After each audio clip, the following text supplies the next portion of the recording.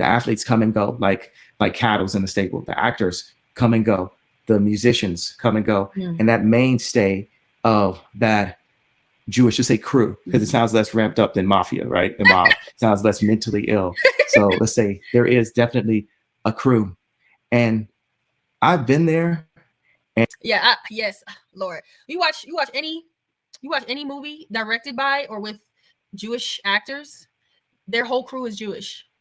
Black folks have a little something that, so I thank the Lord for Black folks trying to do a little something, but Black folks a lot of times do not want to do business with Black people.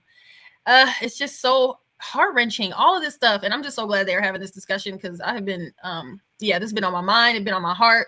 Like, why can't Black people, why can't we get along? Why do we hate each other? Why do we hate when why do some Black folks hate when Black folks are doing well, and Black folks who are doing well hate Black folks that ain't on their level? Why can't we appreciate each other on both ends? Like,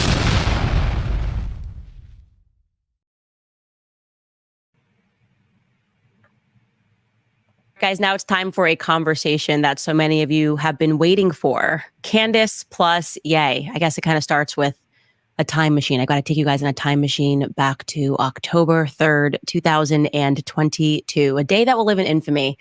Me and Ye premiering shirts at his fashion show, which read "White Lives Matter." Definitively a moment I will never forget. We broke the internet. There's no other way to say it. And people just couldn't believe, how could a Black person say white lives matter? We can only say Black lives matter. And it's just interesting to see how the media sort of paints a narrative and there's absolutely no truth to it. I mean, what really happened is Ye called me and he asked me to simply be at his show. Never asked me about wearing any shirts. When I was there, we were backstage and he sort of held up the shirt and he was really in the creative process. And there were tons of models running around and he just said, "I need you to wear this." And I said, "Sure," because I knew instantly what he was trying to do and what he meant. Shortly thereafter, though, everything changed. And obviously, aside from people being angry at us wearing the shirts, then it shifted into this conversation about Ye and his anti-Semitism. And I can say definitively that it was the toughest moment in my entire career. I had never felt more pressure externally from the media and from friends for me to condemn Ye. And I didn't take the bait. I didn't take the bait because, as I have said many times, Ye had opened up to me about some things that were happening in his life. And you're going to hear in this conversation what those things were. And you can understand how someone would feel if they were subjected to the things that Ye was subjected to. I, of course, wanted the world to hear it back then. I had invited Ye to come on my podcast at the time, and he was slated to come on. But the evening before, I found out that that was not going to be a possibility. The network that I was on didn't think that I was the right person to interview him because of our friendship. And he was really upset. He was very upset. He essentially said that my voice was being controlled, and something overtook me in that moment. And I said, "Look, Ye, I obviously cannot overrule this at all. If I had my own platform, I would obviously host a conversation with you, but I don't have that right now." I do not have that right now. But what I do have is a camera, and I have a friend who knows how to run a camera, and we can just record this moment. And we can lock this in a time capsule. And one day I will have my own platform and I will premiere this conversation. And that day is today. When I say that it was a tough moment, you were even looking at me when I watched this conversation back. You can just see it on my face. I was postpartum. There are very few times, I'm not a crier. I definitely am not a crier. That's not how I express emotions. But I remember going through this period and there was a moment when, because I was postpartum, ladies know you have that moment where your hair sheds postpartum. And I remember dealing with the press cycle with Ye, dealing with friends and followers who said they wouldn't support me ever again unless I came out and condemned him, making a decision not to condemn him, and standing in the shower and my hair was falling out in clumps. And I just said, "Please, God, I was just crying hysterically. Have mercy on me. Please just have mercy on me. I just need to get through this moment. I'm a breastfeeding mom. I can't take anymore. My show's just gone 5 days per a week. Make it stop. Make it stop.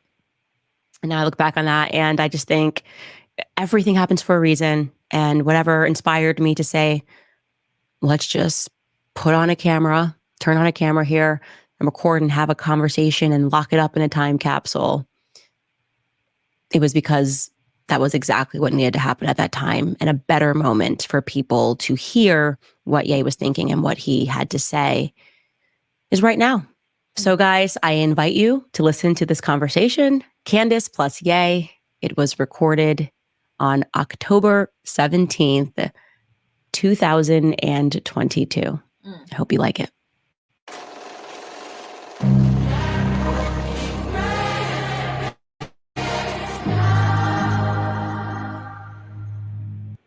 It's so crazy she had people like pressuring her to like hate the man for no reason. I think that is crazy. And I'm just so proud of her. She manifested it and she doing it, honey. Do it.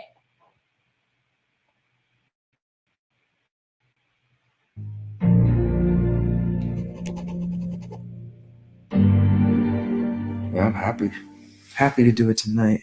Yeah. So yeah, it's better than doing it in the morning. I'm obviously not the best morning person. We were talking about doing a Godcast for a while, actually. This works. Why did the word Godcast come to you? Bravo podcast that had God in it. Okay. So was it an ego thing? People will say, oh, yay, Jesus, Godcast. Is there any messaging in that? Just the more we could say God, the better. The more we can say God in the media, the better. Yeah, I agree. Yeah. So I think one of the things that's the most interesting, I want to dive in this way, is people don't actually understand. There's something about you and I coming together that the media cannot stand. Right. It's actually fascinating to me. Like, I called you super stressed out 3 nights ago. I was just like, what the heck am I going through right now? It's another level that you graduate into when we're talking about Ye and we're talking about the media. I don't think people understand when I say the attacks come from every angle, every side, in every regard. They'll attack you on your children. They'll attack me and my relationship. They'll go after family members. My dad called me stressed from Hawaii. Wow. Yeah, he called me stressed from Hawaii. Well, it's so funny that you said, you remember I talked about the gray hat and the gray hat hitting your table. Read the last text from my dad out loud. We talked about the miracles. Read out loud the last text. Wow. When do you want me in Hawaii? Yeah. That's wild. Yeah. Well, my dad's in Hawaii right now. That's what I'm saying. Yeah, and he called me stressed up. When I picked up, he was just like, Candace, what is going on? Then I actually started laughing. It was kind of comedic relief because my dad is not really like that. And he was like, I'm reading all these headlines. And my sister was texting me, my uncle, the whole family has just been texting me, are you good? And all hell has broke loose and all heaven has come through. Yeah. In a way, yeah. It is. It does feel like all hell has broken loose. Amen. And the last time I went through this, though, it was a similar thing. It was for some reason, the game of life was just Candace and Ye are not allowed to come together. Why? I mean, it's the impact. It's the gut feeling with it's the intuition and the intellect. It's the gut with the information. It's the idea meets the study. And that's how other people have risen to forms of power. God is the only power, and we are vessels. God is a true artist, and we're the vessels. And he's calling for us to lean into these combinations. What they do is they'll do everything to keep the artists away from each other. When me and Dimna were next to each other, it was such a powerful combination When me and Ken were next to each other, that was a powerful combination. When me and Jay-Z were next to each other, it was a powerful combination. So I love these moments of like these powerful combinations together, and whatever feel you do for like the futurists, the people who can see what the future is, the kids 20 years younger, 40 years from now, 80 years from now, when they see. I really don't even be doing reactions on this stuff because I like to just watch it. I like to just listen and hear what the people are saying. But just for the sake of cutting in and to share my thoughts, I love Kanye West and I pray for him. I pray for him still regularly. I love Candace Owens. I pray for her. And like she said, why is it that they hated these two coming together? Why? She was smart releasing it late as she did. She was really smart. So God bless her. God's timing is perfect. See this, that's a big thing, is lean into those people that everyone tells you like you don't need to be next to that person, but you have something in your heart and your gut on why you should be next to that person. I've had people like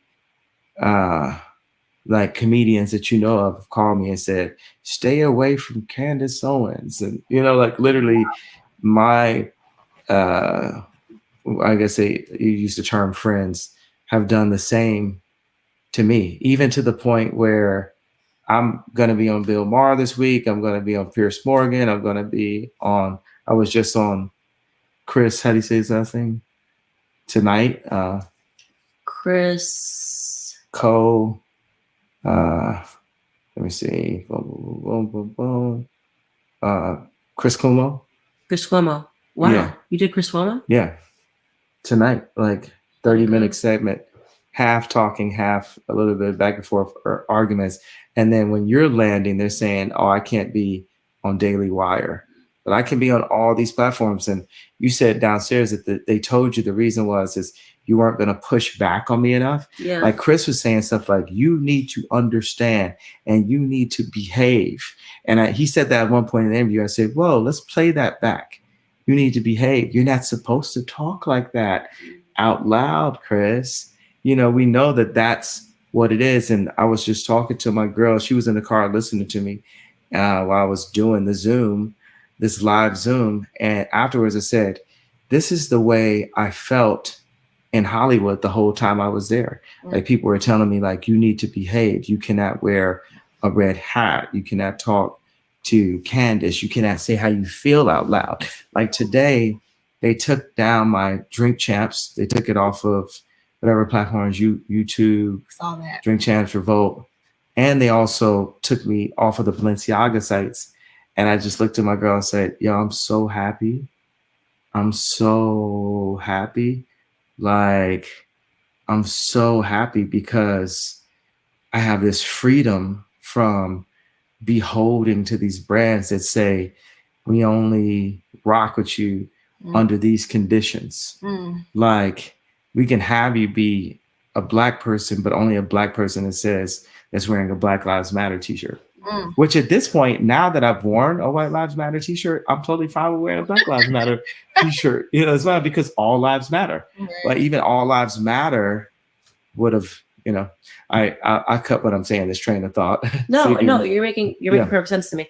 I had two thoughts today. The first, I had a lot of thoughts today. I didn't just have two thoughts today, just to clarify. Yeah. But I was thinking earlier about when is the first time that I heard Ye was mentally ill, right? Mm-hmm. So I grew up on your music. Obviously, everybody knows, like, like when you first were spinning through the wire, and you had a remarkably long career in the public sphere and nobody had ever called you mentally ill, right? Mm-hmm. And now, no matter what you say, when you don't exist under, I would just call it Hollywood terms, their number one rebuttal, if you have an idea, you're saying things that, well, he's mentally ill. And he already said he was mentally ill because he said it on this podcast. And therefore, we don't have to listen to anything else that he has to say because we raised that he's mentally ill.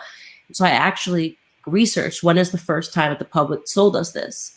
And correct me if I'm wrong, but I think it was in 2017 that they said that you went to the hospital and you were bipolar. And that's 2015. Sorry, pardon. 2015 when Trump was about to, right when Trump got elected, I went to the hospital less than a week after that because the entire time while he was running, people told me that my life would be over. I would be on the wrong side of history.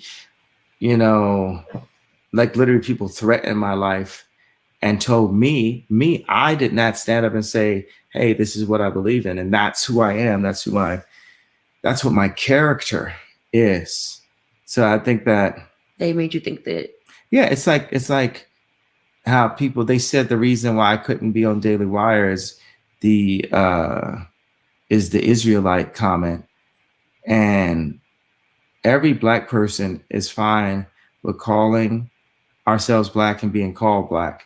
But when I bring up the idea that we're Jew because we are from Africa, the Bible was the majority, it's like set in Africa, then it's challenging. And we talk about on the George Floyd documentary is called The Greatest Lie Ever Sold. The idea that Black people are not Jew is the greatest lie that's ever sold, because you don't see the Jewish abortion rate at the same level as the Black abortion rate. 50% of Black deaths a year is actually abortion. You don't see the Jewish divorce rate at the level of 7. Lord have mercy. And it just for me, this is a constant reminder that the media hates the truth. People hate the truth, and I totally understand what he's saying. I don't know for sure about about Jews and all that stuff, but even if let's just say rhetorically, we were treated just the same as Jews. The Jews were treated. We were enslaved. We were hated. There's been genocide. Like he said, there's continuous genocide as abortion. It's being it's under the guise of healthcare, the abortion rates in the Black community, and it's just so frustrating. And they hate people like Kanye for exposing the media, exposing Jews using African Americans for their entertainment and lucrative purposes. They hated Kanye for exposing that.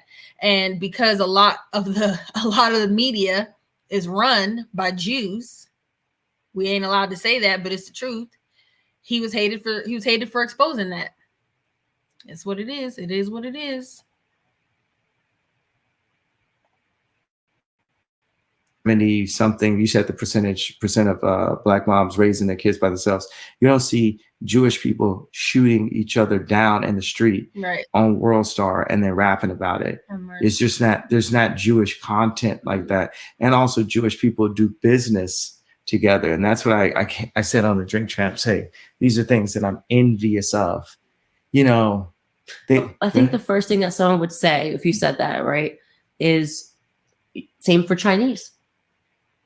You don't see Chinese people shooting each other. You don't see Chinese people with this super high divorce rate. You don't see Chinese people and Japanese people and Korean people and Hispanic people-ish, but no matter what, nobody's rates of violence and abortion are as high. White America, forget Jewish America, white America don't have these same rates, right? And so they ask why isolate Jewish American population?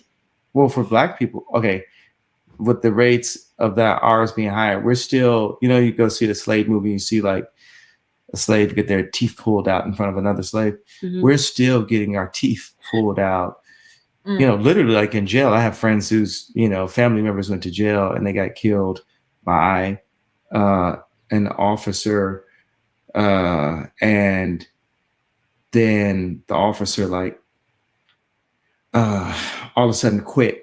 And they're not there anymore and stuff. And so they can't do the trial. And, so we're getting left and right still treated like slaves. And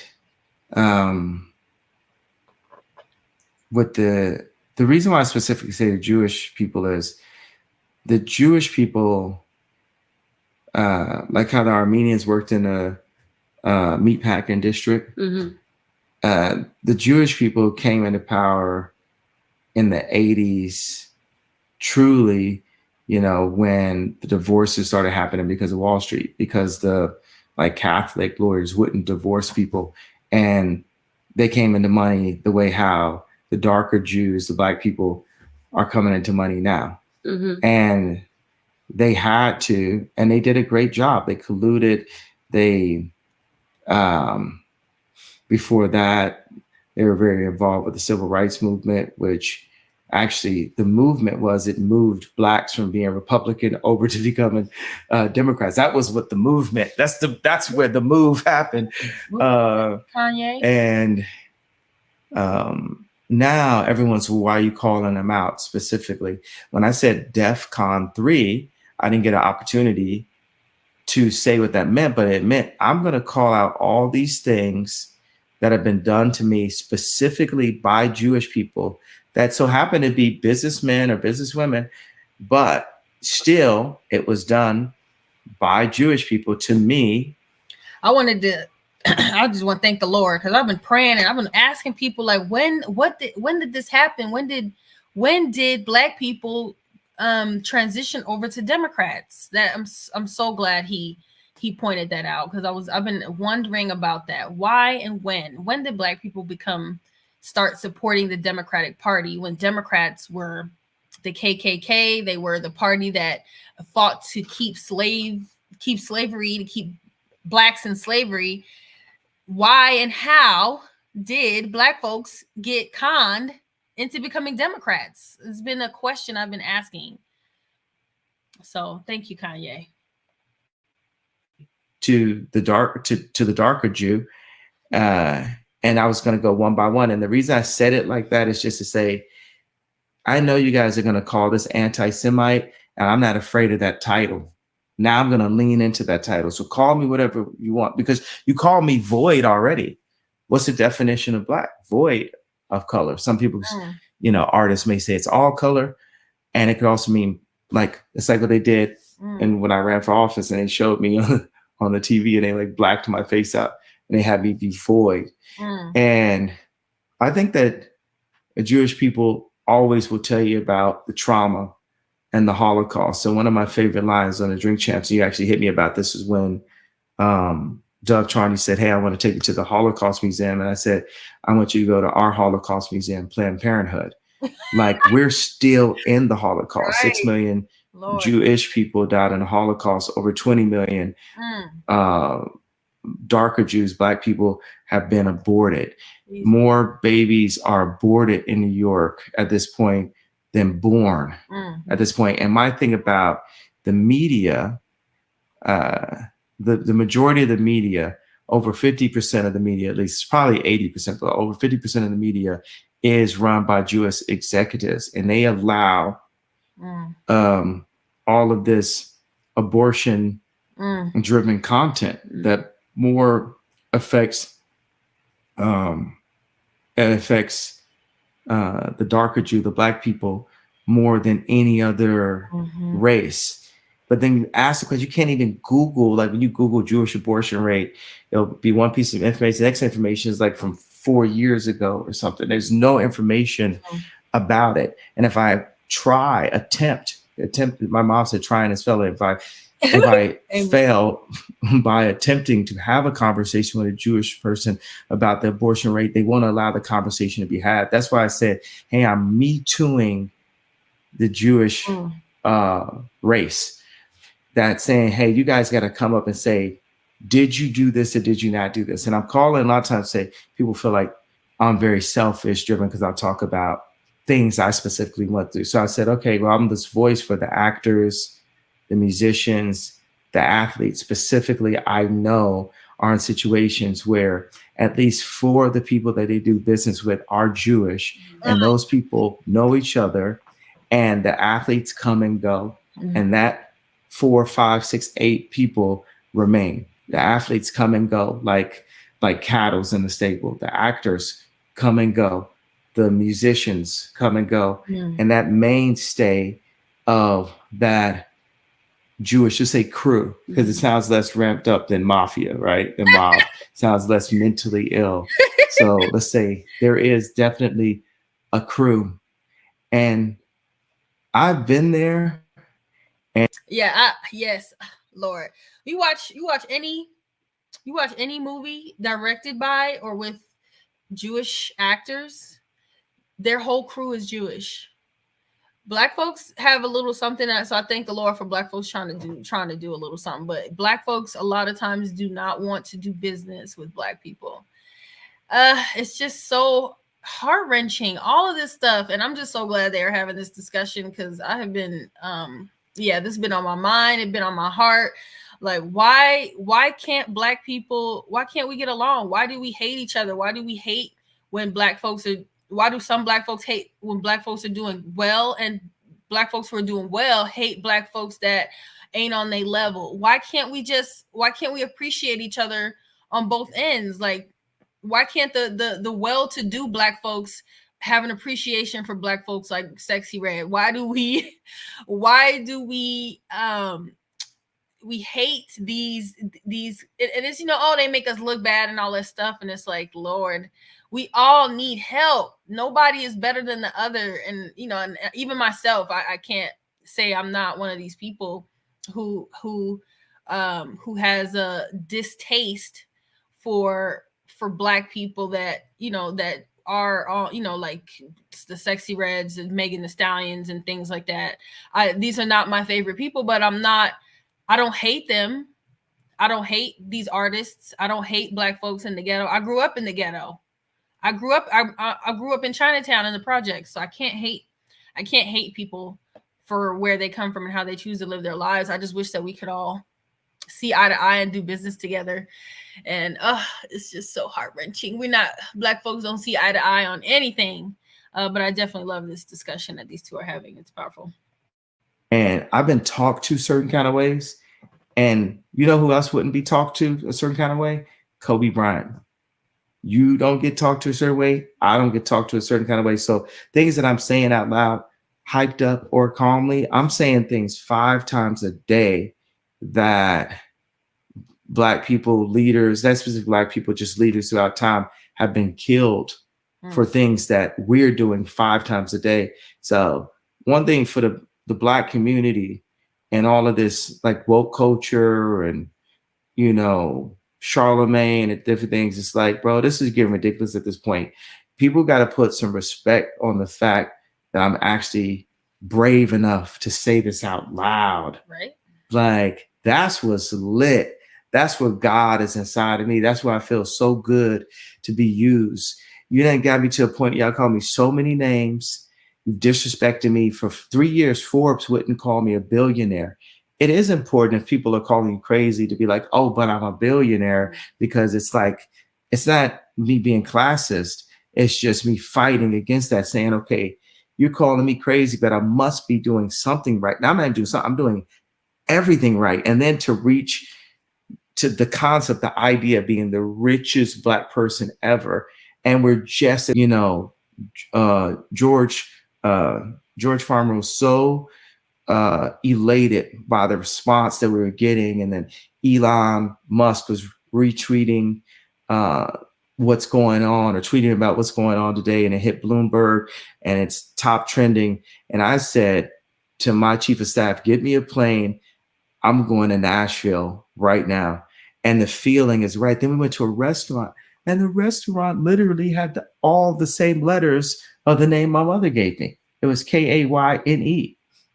So that's another, it's like you're talking about your dad with Hawaii. Mm-hmm. And like, I had to, you guys saw that. You saw me hand the phone over like David Blaine. I couldn't have written that.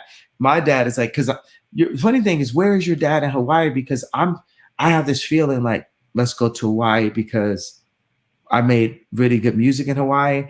And I just want to go to Hawaii and actually do what Jewish people love the best out of me, is make music and make people really happy. So, that's interesting, because I think what's missing in the conversation and the media trying to spin what you're saying is that you are talking about an industry where there are Jewish executives. And that's the first time I've actually heard you say Jewish executives. Mm-hmm. And I think before, the way that they were trying to sort of callously interpret it was that you meant every single Jewish person in the entire world. Every person walking the street has this power. But you have lived for a very long piece of your life, at least in Hollywood. And what is weird to me and where I'm trying to play catch up is that there was a piece in the LA Times written by a Jewish guy named Joel Stein, and he said, who runs Hollywood? Come on, man. And he's a Jewish guy, and he wrote about how all of the executives in Hollywood were Jewish. And that piece wasn't called anti-Semitic. But yet now, if you say that part, if you say that a lot of the executives, especially in music, I thought this was something that people knew. I've heard this in Jay-Z's music before. So I was very surprised that there was this, oh my God, how dare he say this? And it's anti-Semitic for him to say this. And how can you say that, I think what you're talking about is that every piece of what you have created has been owned by a Jewish executive, and that there's a disproportionate amount of Jewish executives in Hollywood. Like if I was going to get my nails done, I might say there's a disproportionate amount of Vietnamese people wearing the nail salons. You know what I'm saying? Or I don't know what happened, but they got here and they were like, we're going to do nails. You know what I'm saying? Black people in the NBA. Right. Yeah. So why is that? Are we allowed to say that? If I just said that, it's disproportionate amount of Vietnamese people doing nails. Because Jewish people don't want to be exposed. They want to be kept hidden. We don't do these things. They want to be kept hidden where everybody else can be exposed. But don't say nothing about the Jewish, even though they running everything. Don't say nothing about the Jews. Lord help us, Lord Jesus. Nobody would have censored that if I said there's a disproportionate amount of Spanish people at the border. Because the people who run the nail shop. No, you ain't. But that won't get censored. The people who run the nail shop don't run your podcast. Right. That's it. Okay. Now your nails might not get done the same way as before. They're gonna be like, she's blowing up the industry that we're at. But that's true. And I think that's why I say Jewish people have bought the black voice. And that's what you meant by it, is that they're disproportionately represented in the media. And so if something that you say is something that they don't like, they won't allow you to have it said. That's what you meant. That's getting more specific. Okay. It's more specific, but my emotion about it as a human being, as a leader, I operate at every medium, from the most brash and brutal to medium and understandable to highly sophisticated. We have to operate in all those. My feeling and my emotion, because I am a human being, I'm not a robot. So if you take a woman can be scarred by men just off of one bad experience with a man. Perhaps it might be a 6-year-old girl that has an experience she shouldn't have had with an uncle. And that woman ends up being a stripper or, disliking men. So imagine if that woman had that experience with 10 men, right? So I can tell you, I've had 10 bad experiences with Jewish execs and these are the Jewish people I come in contact with. So if that woman had that experience with 10 men, she may say this term, men are all the same. She could sing it, she could say it. And imagine if she was just like beautiful, like if she had like the face of Irina Shayk or the body of Candace Swanepoel or the body of Kim or something like that, right? It's if this person like was just kind of stood back, or like say it's like Halle Berry or something, like if they just stepped back and were a bit timid to give a number out, and somebody says she hates men. What do you mean, all men? And would men do a whole series of 80 outline things calling she's anti-Menetic? Is she anti-Menetic because of her experiences? And she allowed to have the emotion that because of her experience, now she hates, now she dislikes. I'm going to say dislikes because it's considered to be hate speech. Like, yes, I'm at a place where I'm like, I'm not going to talk specifically to Jewish businessmen, because the Jewish businessmen are the ones who have done the things to me, to hurt me and to hurt my friends. Right. So now I'm talking to Jewish businessmen's families. That's why I said the Jewish people, because I'm calling the Jewish people to talk to the Jewish businessman family and say, are you doing fair deals? Or with your version of the boys club, right? This isn't the Catholic Protestant boys club. This is people that have been through pain and rose to success. Yeah. The Jewish business community. I need their families, their dads, grandparents, wives, children, to ask them, are you doing fair deals by God? Because yes, we do have Zionist Jews and we have godly, take Friday and Saturday off Jews, right? Jewish people. And as Ye, in my position, I'm one of the darker Jews, Black people's most loved by Jewish people, Blacks, period. Like for 20 years. So that's the reason why God put me in this position. When with the, I have to word it the right way, but with 2024, coming 2 years from now, whoever ends up into office by 2024 has to bring the country together. There's no more of this divide. So that means the funny thing about the Jewish media is I have their attention. They love me. They always love me. I have their attention. Now you're referring to media executives. So like executives, yeah. Yeah. So like TMZ is owned by Harvard, and that's one Hollywood publication that would like be writing about you all the time.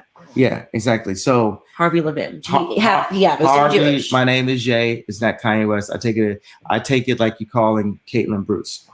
Like my name is Jay. Like, so those little things. Also refer to me as billionaire, Christian billionaire Ye. Matter of fact, I may legally change my name to Christian billionaire Ye. So you'll be forced to call me Christian billionaire Ye. So, because since my name is Ye, I got a lot of room to extend it on the other side. I'm doing a prefix. That.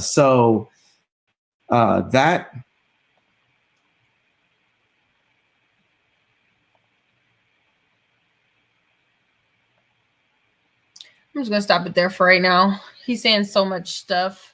And I know he's not really liked by a lot of the media. He's not liked by people. We're told he's crazy. He got mental health issues, but we're supposed to listen to these people who want to change their gender. We're supposed to listen to those people. Those people aren't mentally ill, right? Those people they have all their scruples. Let's y'all recognize that, who they want us to and who they don't want us to listen to.